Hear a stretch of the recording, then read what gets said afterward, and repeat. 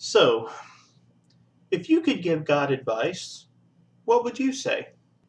Today, we're going to review the Game Mastery Guide for Pathfinder 2nd Edition on this episode of the Local Disaster Tour Guide.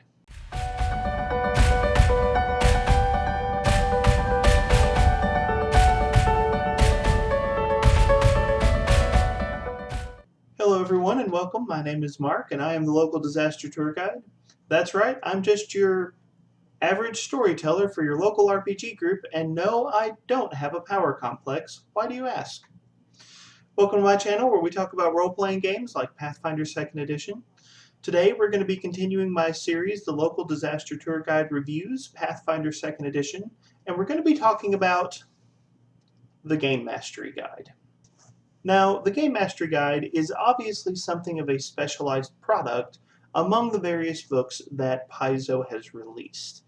It is intended for a small subset of gamers who play Pathfinder 2nd Edition. So we're going to take a look at this book today. We're going to talk a little bit about what I like about this book. We're going to talk about some of the criticisms I have for this book. And I'm going to offer my recommendation on whether or not this is a worthy product to add to your collection. Real quick, this is not a paid or sponsored video in any way. I am doing this entirely because I enjoy Pathfinder 2nd Edition and I enjoy talking about this game. Everything I will be saying in this video is just a reflection of my personal opinions, but I hope that the commentary that I give is helpful to you if you're considering purchasing this product. Before we get going, I want to offer my usual grain of salt with any review that I do. Please remember that I am just some random guy on the internet, and my thoughts are nowhere near as valuable as checking out this book for yourself. I always strongly encourage that you should find a copy of the book, look over it for yourself, and see it for yourself before making a purchase decision. Still, with those thoughts out of the way, let's get going, and I will give you my thoughts about the Game Mastery Guide for Pathfinder 2nd Edition. So the way I always structure my reviews is I like to begin with my final thoughts. I want to give you my overall grade for this product, and then I will work through the review so that you can see how I arrived at that conclusion. My overall grade for the Pathfinder 2nd Edition Game Mastery Guide is a B+. Honestly, this is a very solid book. I would recommend this as a purchase for most game masters. I think there is a lot of good advice in here. Honestly, this book narrowly misses out on an A rating for me, mostly because I feel like this book may have been released just a little too early in the history of Pathfinder 2nd Edition.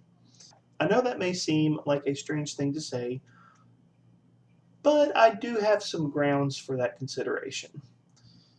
I am of the opinion that the Pathfinder 2nd Edition core rulebook offers a very reasonable amount of information for game masters as is. I ran several Pathfinder 2nd Edition one-shots very successfully only using the core rulebook. The Game Mastery Guide is not a need-to-have product if you're a game master. It's a nice-to-have product. And with that in mind, I kind of feel like it would have been nice to have just a little bit later, because I feel like some of the things in this book may have been developed a little bit better if Paizo had waited. But that being said, this is a very, very solid product. I definitely feel like this is something that game masters are going to get a lot of use out of, and I would certainly encourage any game master who is interested in running Pathfinder 2nd Edition to check out this book. I think you may find a lot of things that you will like about this book. Now, before I go too far in this review, I will be using some Pathfinder 1st Edition products as a comparison for many of the comments that I'm going to offer. I've run a ton of Pathfinder 1st Edition. It has been my primary game for a decade now, so I have a lot of experience with Pathfinder 1st Edition, and much like 2nd Edition, There is a lot of useful information for DMs just in the core rulebook. You can run Pathfinder First Edition without the Game Mastery Guide. So when the Game Mastery Guide came out for Pathfinder First Edition, this was more of a helpful toolkit for GMs than it was an actual necessity. So I think there's a lot of comparison from this product to what we have with Second Edition. Over the years, Paizo also released a couple of other products that I found very helpful when I ran First Edition. One of them was Ultimate Campaign. I got a lot of useful and practical information out of this book. And towards the end of Pathfinder First Edition, they also released Pathfinder Unchained. This was another book that was very helpful for me as a GM, and honestly, this is one of those books that I wish had come out much earlier in First Edition's run. As we progress through this review, you're going to hear me mention those three books over and over again because they're kind of the touchstones that I'm using as a point of comparison for the Pathfinder 2nd Edition Game Mastery Guide. And I will say this, if there is a positive about the Pathfinder 2nd Edition Game Mastery Guide, it's that I can very effectively compare the 2nd Edition Game Mastery Guide to 3 different resources that I used in 1st Edition. You'll see what we mean as we go, but I do think that is a positive that I can offer very early in this review. So the Game Mastery Guide is actually broken into 5 distinct sections. And as we go through, what I'm going to do is I'm going to offer a grade for each of the sections, and I'm going to highlight some of the specific elements of each section that are the most helpful to me, and I think are most interesting to my gaming group. Obviously, there's a lot more material in this book, and I don't have time to hit every single point, but I do think if I show some of the highlights, that may help you understand some of the material that is available. So, Chapter 1 of the 2nd Edition Game Mastery Guide is Basics. And I've actually heard a little bit of commentary about this online that the basics of game mastering in the GMG is actually more of advanced tips for game mastering. It talks about some of the areas of game mastering that are not necessarily numbers and rules and mechanics of gameplay. It talks about how to build stories. It talks about how to manage different types of players. It talks about some of the social considerations that you have to keep in mind when you are attempting to run a role-playing game. Now, if I'm being honest, this first chapter for me is a little bit unnecessary. Now, please bear in mind, I have been running storytelling games since high school. I have been in this hobby for quite a number of years. I have a lot of experience. So some of these tips about how to construct stories and how to manage different types of players, I've seen it all, I've done it all, and I will admit I just kind of glossed over these sections because there's not a lot of new information if you are an experienced GM. However, if you are a new storyteller, if you're someone who hasn't run a lot of games, I do think this information is very valuable, and I appreciate the fact that Paizo and a lot of other companies out there are taking the time to help storytellers learn the tricks of the trade the easy way rather than the hard way. I certainly wish that I had had a lot of this advice when I began storytelling, so I am glad that it's out there for newer storytellers. However, the first chapter of this book is definitely going to be geared more towards the beginner storyteller and less towards experienced storytellers. If you've been in the hobby for a while, this chapter may not mean much to you. However, there is a section that I do appreciate in this first chapter. Actually, it's 3 sections. campaign structure, adventure design, and encounter design. Earlier, I mentioned that the core rulebook actually has most of the information you need to successfully run an adventure in Pathfinder 2nd Edition, and that is very, very true. There is certainly a lot of information in the core rulebook, and you can run a game successfully just using that information. But if there's one gap in the core rulebook, it is this. They do a good job teaching you how to balance a single encounter in the core rulebook, but they don't do a good job teaching you how to balance an entire adventure in the core rulebook. The first chapter in the Game Mastery Guide actually takes some time to dive into this subject. They start with a bird's eye view of campaign structure. It talks about different types of campaigns, and then it talks about the different adventures that might occur in those particular campaigns.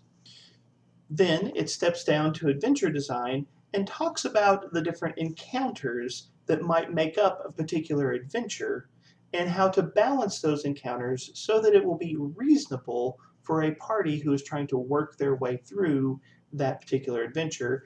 And then they follow the next step down to the encounter design, which, while it was discussed in the core rulebook, they take a more serious look at it in the Game Mastery Guide. There are numbers, there are very clear guidelines, there's a lot of very useful information packed into these three sections, and that big picture focused in method that they use, I think, is very well done. So those three sections, even if you are an experienced storyteller, I think you're going to find a lot of utility from those three sections. And I am very glad that Paizo has provided this information because it makes it a lot easier for me as a storyteller when I'm trying to plan out a game. So Chapter 1 of the Game Mastery Guide, Game Mastering Basics, is mostly going to be useful for new storytellers, but it does have some very good mechanical information about campaign, adventure, and encounter design that I think all game masters are going to find useful. I give this section a solid A. So let's move on to the second chapter of the Game Mastery Guide, which is Tools. And I will go ahead and say that if you are an experienced storyteller, this is probably going to be your favorite chapter. This is the chapter that I think has the best mechanics or crunch. If you're really trying to dive into specific elements of gameplay, I think you're going to get a lot of mileage out of the second chapter. So I would like to give the Tools chapter of the Game Mastery Guide a solid A. This is the best chapter in the book, in my personal opinion. Now, one of the reasons that I say this is because Paizo has included two very important chapters, building creatures and building hazards. Earlier I showed you Pathfinder Unchained. That was a book that was released very late in the first edition life cycle. It was a book that you didn't see until very near the end of first edition, but it is a book that I genuinely appreciated, and one of the reasons that I loved that book was it had a quick build rule set for monsters. That saved me so much trouble as a DM. I loved that. I probably referenced that section of Pathfinder Unchained more than anything I actually referenced in the first edition Game Mastery Guide. It was honestly that useful, especially when you are designing high-level monsters. That top-down bird's eye view approach, quick build rule set, if you are a game master, you are going to make use of that. It is one of the best tools for supporting game master creativity that you're ever going to find.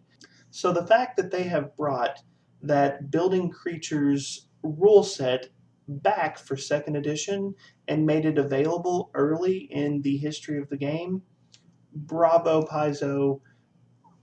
thank you so very, very much. And on top of that, they've added building hazards. So now you don't just have generic traps that you can apply to your game, you have the rules for building traps. So that's just a nice little additional touch that has been added for second edition, and that is something that I definitely appreciate as well. But there are other tools in the Game Mastery Guide for second edition. There's rules for building settlements and nations. There's rules for artifacts and cursed items. There's definitely a lot of fun tidbits in there. But I would like to focus in on two tidbits that I find particularly useful. One is the Afflictions section.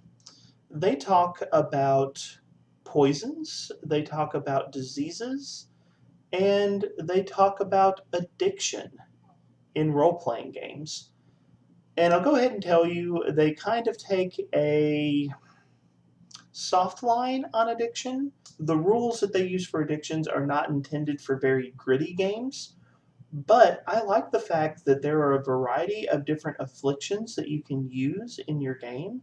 I think there's a lot of good information there. I think it is well developed, and arguably it is one of the most useful tool sets that they include. So I really enjoy the affliction section.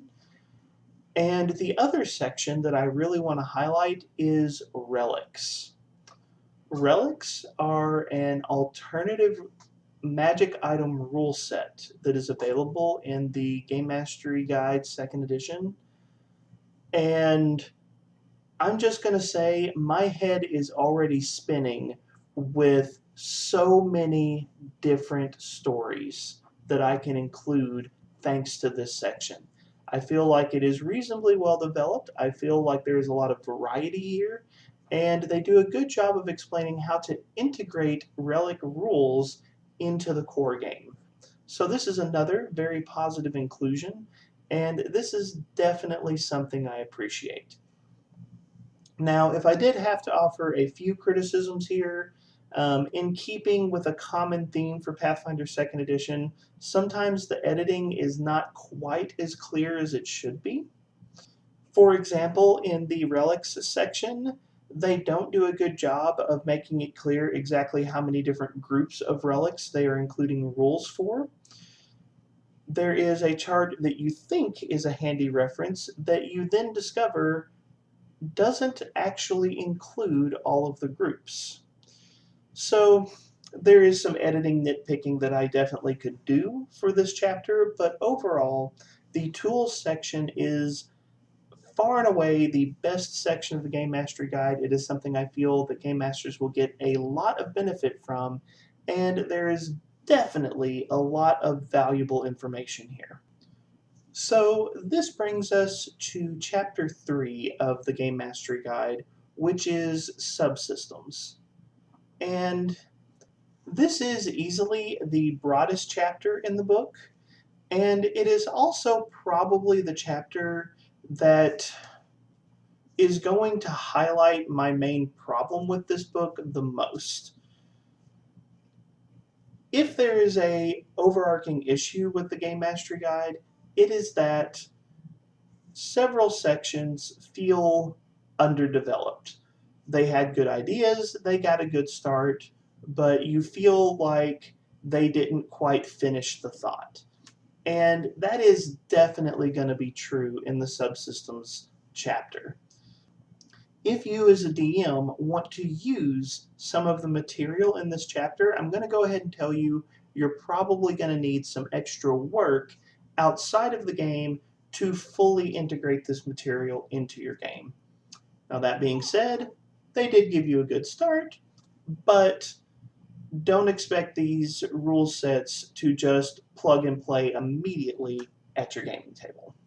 Now, the most important subsystem that they include in this book is going to be victory points. This is a very generic subsystem that is designed to track a party's progress against a particular goal. And it is intended to be generic. It's intended to be something that you could apply to a variety of different situations with a little bit of creative implementation. In fact, this victory point system is the kind of system that you could probably use in a lot of role-playing games. Now, they do give a couple of examples of how you can use a victory point system. They have an influence system, they have a research system, and they have a chase system, allowing you to resolve challenges related to those three scenarios. My wife actually wanted to get me a gift and get me some of the chase cards for Pathfinder 2nd Edition, but unfortunately she accidentally ordered the chase cards for Pathfinder 1st Edition. However, after looking at them, I think I'm still going to be able to use these for my 2E games. But those are just three examples of how you can take the generic model of a victory point system and apply it to specific situations to help track your party's progress against particular goals. Again, victory points is a little bit generic. You definitely will have to do some work for how this is going to apply to your specific game and to your specific gaming table. But the broad utility of this rule set is definitely a positive. There are other subsystems in this particular section as well. One of the ones that I'd like to highlight is the rules for duels. In Pathfinder 1st Edition, they did have some rules for dueling. I ended up modifying those a little bit for my gaming table. I didn't quite like the 1E version of dueling rules as written, so I kind of came up with my own variation on it. And the 2nd edition variation is actually very close to the house rules that I had modified. I like the direction that they took duels in 2E. It's a little bit thin if you're talking about spellcasting duels. However, I feel like this is a very positive subsystem, and I think it's something that you can use to tell some pretty good stories and create some very interesting scenes at your gaming table. And one of the really nice things about duels is their use of initiative in 2nd edition. In 2E, you can roll different skills for initiative. They did a good job of integrating that very well into their dueling rules. I think you'll like it. However, for my table, the most important subsystem by far is vehicles. My gaming group loves vehicles. We have had more chariots, airships, wagons, carts, dog sleds, and other madness-inducing vehicles than you can shake a stick at. My gaming group loves vehicles, and so the quality of the vehicle rules is going to be a huge selling point for me. And in this book, they're not quite there. The basis is good. I do feel like they have very solid vehicle rules, but ultimately, I wanted more. They have different actions that you can take when you are piloting vehicles. They have different skills that you can use. And the best part of the vehicle rules, they have quite a few sample vehicles that are very clearly spelled out. By the way, Paizo, thank you for the steam giant. That is beautiful. But I really wish they had taken the vehicle rules farther. This is an area that easily could have been developed. Imagine if they had included general feats or skill feats for vehicles that would have allowed you to specialize in driving different type of vehicles, or would have allowed you to open up new maneuvers or new special actions when you're piloting vehicles. I would love to see some of the crazy stunts that my players love to pull incorporated into the vehicle rules. I feel like Paizo gave us a good basis, but at my gaming table, I'm going to have to develop the rules a little bit more before it's really at the point where it can tell the stories that my group likes to tell. And the vehicle rules are ultimately a really good description of this chapter. Overall, I give this chapter a B. The material is good, but it's not finished. For a lot of this material, you really could have gone farther and with just a little bit of extra work, really enhanced the quality of the material that is available. Good ideas, but it just needed a little bit more to be done. So now we come to Chapter 4, which is Variant Rules. And there is a lot to say here. So let me offer a quick summary. I'm going to give this section a B overall. There are a lot of good ideas, but yet again, I feel like they are underdeveloped.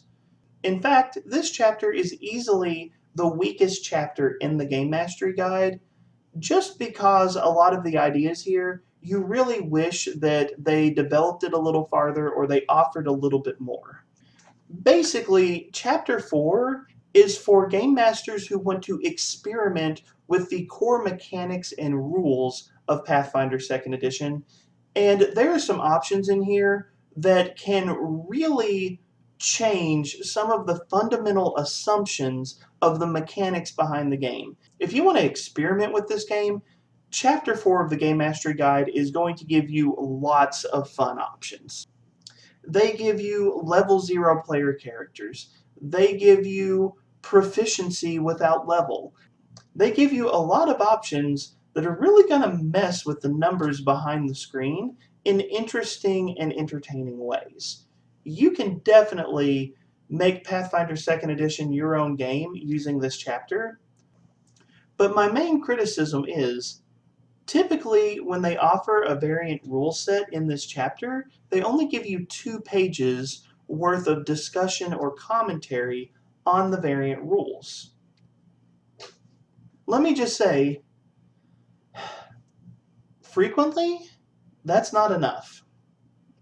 Let me give you an example. One of the variant rules is dual class player characters.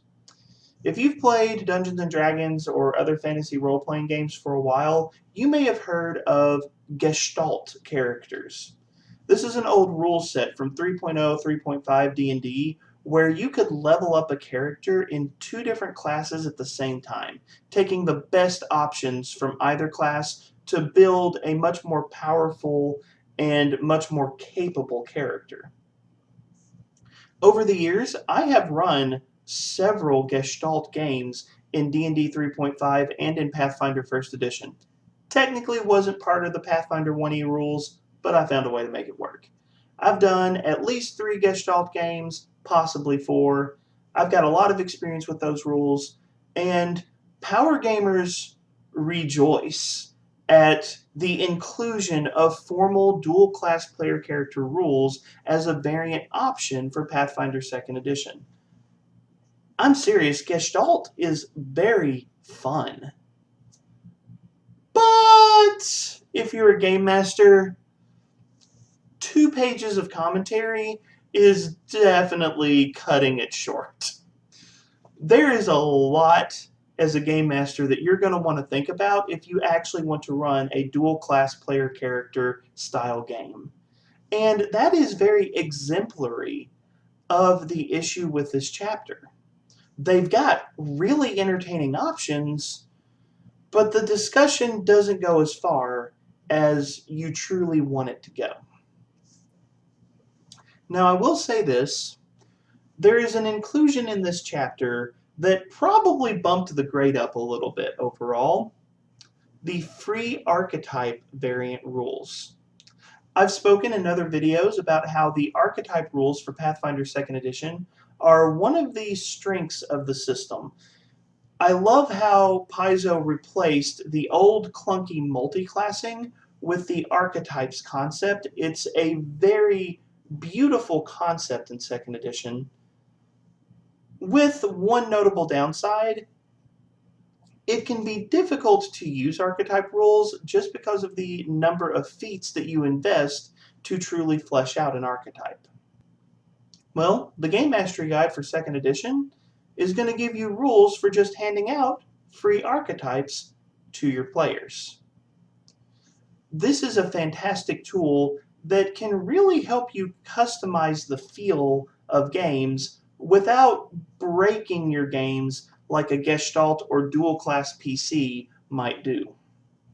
For example, a few years ago, I wanted to run a story in 1st Edition that was centered very heavily on the Pathfinder Society in Golarion. In 1st Edition, And in 2nd edition, there are a ton of options related to the Pathfinder Society. But in that game, it kind of became a little bit stressful for my players because if they wanted to take the Pathfinder Society options, they were losing out on other options that they really enjoyed or really wanted to take. This free archetype variant that Paizo has given us allows you to run games like that where you can have characters who are all built around similar themes without punishing those characters or preventing them from taking options that they would prefer to have. So now in 2nd edition, you can take an entirely normal party and pass out free archetypes to give all of your players a similar flavor or a similar feel, such as that Pathfinder Society game that I tried to run a few years ago. The free archetype rules section in this chapter, definitely a win, definitely something I enjoy. Overall for this chapter, be prepared for some thin conversations, but definitely look forward to some interesting concepts. The last chapter of the Game Mastery Guide for 2nd edition is probably going to be the most useful chapter. It's not my favorite, it's not the most interesting, it's not the most varied, but it's definitely useful. It's the Npc Gallery. I'll go ahead and tell you my Game Mastery Guide for 1st edition. The NPC Gallery is easily the most referenced section of that book. I use that section of that book constantly to bring NPCs quickly into my world, to give stats to characters that my PCs might encounter. It was an incredibly flexible and useful tool that I got a lot of mileage out of, and I can guarantee you the NPC Gallery in the Game Mastery Guide for 2nd edition, you're going to get a lot of mileage out of this as well. This is an easy A. This is material that Game Masters need. It's an incredible shortcut. It makes planning so much easier. And honestly, there's not a lot more that I can say here.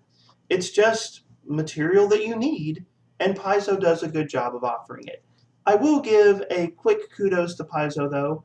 They have done a good job making the NPCs more flavorful in this book. I do feel like some of the flavorful elements you will want to tweak from campaign to campaign or session to session, but overall they did a good job of making NPCs feel a lot more flavorful and a lot more alive when you include them in a game. But at the end of the day, this is essentially just a collection of stat blocks that you'll use a lot. So solid A, not a lot to say, but Paizo, thank you for putting it in here. This is definitely a section that we needed. So let's review. We've looked at all 5 chapters of the Game Mastery Guide, and we've talked about some of the material that's in there. Again, I haven't hit every section. You'll want to check this book out for yourself and see everything that they have brought to the table. There's definitely a lot of good material here. But we talked about Chapter 1, which is the Game Mastering Basics. We talked about how this is geared more towards beginner game masters. It doesn't have as much for experienced or advanced game masters, though I do like the campaign, adventure, and encounter design section. I think that part is particularly well done and useful across the board. Overall, I give this section an A, particularly if you're a new game master, you're going to get a lot from this section. The second chapter is Tools. This is another chapter that I gave an A to. There's a lot of useful material here. You have rules for building creatures and building hazards. This is a dream for creative game masters. I particularly like the rules for Afflictions, and I like the inclusion and discussion of addiction as a component for storytelling. And my favorite tool in this entire chapter has to be the Relics section. I think there is a lot of flavor and interesting material that has been packed into that particular concept. Game Masters, I think you're going to find a lot of useful material in the tools section. This is definitely the strongest chapter of the book. We talked about Chapter 3, which is Subsystems. We talked about how a lot of this chapter is generalized and how many of the sections feel like they got a good start but weren't fully developed. So in this section, you're definitely going to need to do a little bit of extra work if you bring these things to the table. However, I do think there's a lot of usable material in this particular chapter. We talked about the generic victory point system and some of the examples such as chases that they offer for how you can use that system. We also talked about two other subsystems. We talked about dueling and we talked about vehicles. I really like the dueling rules. I think they incorporate skills as initiative really well. And on the vehicle rules, they got a good start, but I feel like there's definitely room for growth when it comes to the vehicle rules. Overall, the subsystems chapter is a B, good material, but it could have used some more development in a lot of areas. We talked about chapter 4, which is the variant rules. This is definitely the most experimental chapter in the Game Mastery Guide, also arguably the weakest, just because it offers a lot of interesting concepts, but in a lot of places does not develop them nearly as well as you would like them to be developed. Still, if you are looking to mess with the fundamental mechanics of Pathfinder 2nd Edition and build your own game, this is definitely the chapter for you. We talked about examples like level 0 player characters, dual class player characters, and my personal favorite, the free archetype variant rules. With all of these, you're definitely going to need to do some homework as a storyteller, but if you want to play around with the core mechanics of the game, they definitely gave you some good starting points in this chapter. B overall. Finally, chapter 5, it's simple, it's easy, it's an A, it's an NPC gallery. Lots of useful NPCs, lots of useful stat blocks. I guarantee you, you will reference this a lot as a storyteller. You need it, you want it, there's not much else to say. So overall, I gave this book 3 A's and 2 B's. My overall grade, however, is a B+. And my reason for this is the subsystems and the variant rules are very, very impactful, and it is a little bit of a letdown that both of those sections feel underdeveloped. Both of those sections, if you want to use them as a storyteller, you've got a good starting point, but you're going to have to do some extra work to really develop them into something that's going to be impactful at your gaming table. So those two chapters do kind of bring down the overall grade of this book. I feel like if they had waited a little bit longer and developed those sections a little bit more, that this would have been a solid A. Purchase this product. I still feel like it's very good for Game Masters. There is one more commentary that I would like to offer. It didn't fit well anywhere else in this video, but I will say it here. It does kind of hurt the Game Mastery Guide that it is coming out so early in 2nd edition, just because there are rules elements that haven't been released yet that will interact with some of these rules in the Game Mastery Guide. For example, lots of subsystems and lots of variant rules talk about how it impacts classes. Well, we know that not all of the classes for 2nd edition have been released yet, so that begs the question, when those classes come out, are there going to be resources that explain how to use subsystems or variant rules with the new classes that are being released? Most of it should be pretty simple, but you definitely feel that gap when you look at this book. Overall, this is a solid book. I feel like it may have been released a little too early. I feel like some of the ideas are underdeveloped, but there is a lot that Game Masters can use, and I feel like Game Masters are going to get a lot of value out of this book. You will definitely use this at your gaming table. But let me throw it over to you. What do you think? Have you looked at the Pathfinder 2nd Edition Game Mastery Guide? Do you think this is an excellent resource? Are there things that you wish that they had included in this book that weren't included for one reason or another? Leave your thoughts in the comments down below. Also, if you enjoyed this video, like it and share it. Help this channel to grow. You are definitely welcome to be a part of this conversation. Thank you for joining me, and have a wonderful day.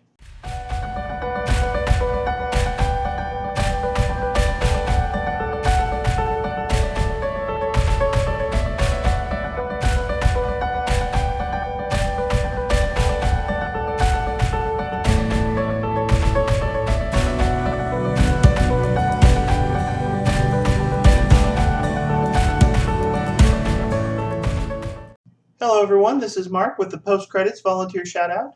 As you all know, I serve as a chaplain and volunteer coordinator for a local nonprofit organization, and I get to see the real-world impact of volunteers every day at my job. I can tell you volunteers truly make a difference, and I like to use a little bit of time for every video just to encourage you. Find your passion, find an opportunity to volunteer, and find a way to make a difference. You really cannot know how much of a blessing volunteerism is until you get involved in the work. Today, I'd like to talk a little bit about volunteer burnout. If you are new to volunteering, burnout may seem like a strange thing to talk about, but I can tell you as a volunteer coordinator that this is a serious issue in the volunteer community. It is very easy for dedicated, passionate, wonderful, caring people to burn out and fall out when it comes to volunteering. I've seen it a lot.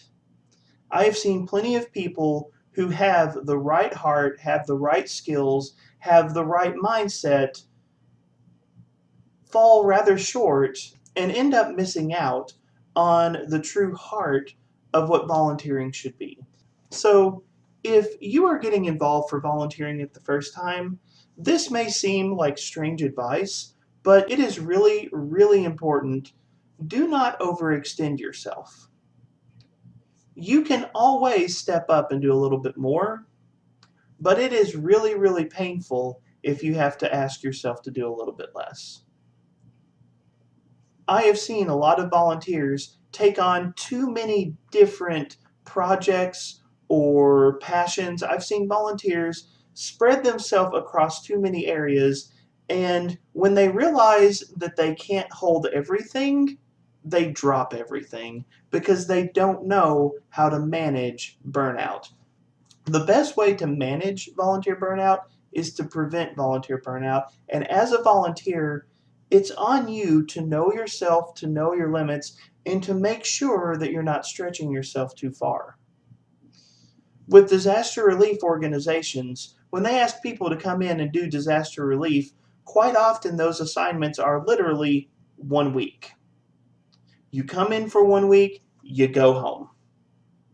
They bring in new people for week 2. They bring in new people for week 3. They know that if they keep one person in that environment too long, that person's going to burn out. And when the next call out comes, that volunteer is not going to show up. Here's the reality. One person can make a difference, but one person cannot carry the entire world on their shoulders. If you are interested in becoming a volunteer, think very carefully about what you can manage, and let me encourage you, start small. You can always build up and add more if you see that you have the capacity and the opportunity. Don't overwhelm yourself. Don't dive into the deep end. Take it slow, be careful, but I promise you, if you're wise, you will avoid burnout and you will see the truly golden results that come with being a long-term and dedicated volunteer. Thank you for your time and have a wonderful day.